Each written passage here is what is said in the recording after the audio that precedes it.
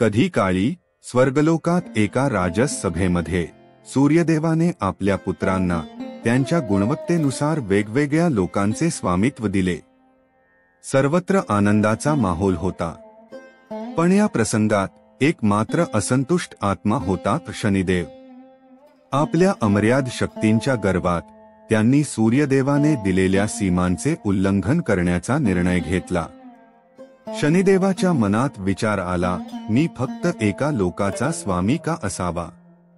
मी सर्वत्र शासन करू शकतो। आणि मग त्यांनी आपल्या प्रखर शक्तींचा वापर करत इतर लोकांवरही अधिकार गाजवायला सुरुवात केली। सूर्यदेवाला हे पाहून फार दुःख झाले। त्यांचा मुलगा आपल्या गर्वात अंध झाला होता। हतबल होऊन ते भगवान शंकरांकडे गेले। ते रडत म्हणाले, हे महादेव, शनिदेव आपल्या शक्तींचा गैरवापर करत आहेत। कृपया त्यांना त्यांच्या चुकांचे फळ द्या। भगवान शंकराला हे ऐकून खूप खिन्नता वाटली।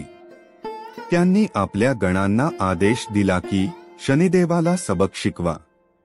पण शनिदेव इतके सामर्थ्यशाली होते की त्यांनी शिवगणांना सहज पराभूत केले। शेवटी स्वतः भगवान शंकर शनिदेवाशी युद्धासाठी आले। या युद्धाची कहाणी स्वर्गलोकात गाजू लागली।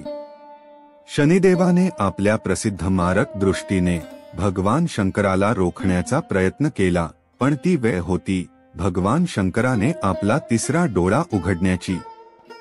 शंकराच्या तिसऱ्या डोळ्याच्या अग्नीने शनिदेवाचे गर्वाचे दुर्ग टळून गेले।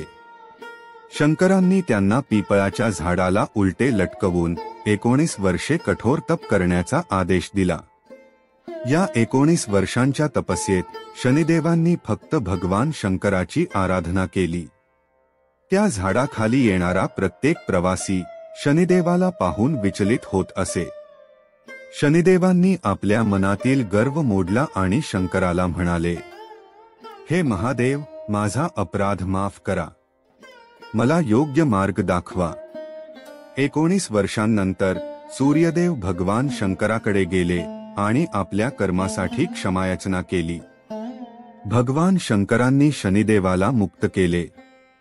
पण त्याच वेळी त्यांना एक नवीन जबाबदारी दिली, लोकांच्या कर्मावर आधारित न्यायदानाची। शिव म्हणाले, शनिदेव, तू आता न्यायाचा देवता असशील, पण तुझ्या प्रत्येक कृतीत नीतिमत्ता आणि सत्याचा अंश असला पाहिजे। तू लोकांना त्यांच्या कर्मांच्या फळांप्रमाणे फळ दे, पण त्यात कधी गर्व करू नकोस। शनिदेवांनी भगवान शंकराचा शिष्य बनून आपले जीवन बदलले। तेव्हापासून ते न्यायप्रिय राहिले। ही कथा आपल्याला शिकवते की गर्व कितीही मोठा असो, योग्य वेळी नम्रता आणि शरणागती आपल्याला उद्धाराचा मार्ग दाखवते।